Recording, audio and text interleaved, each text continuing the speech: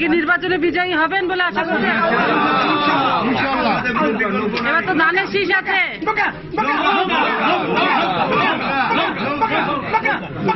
Slogan দেওয়া যাবে না, স্লোগান দেওয়া যাবে না। Thank you thank you thank you thank you ভাই নেন কি নির্বাচনে বিজয়ী হবেন বলে আশা করছেন? এবার তো ধানের শীষ আছে।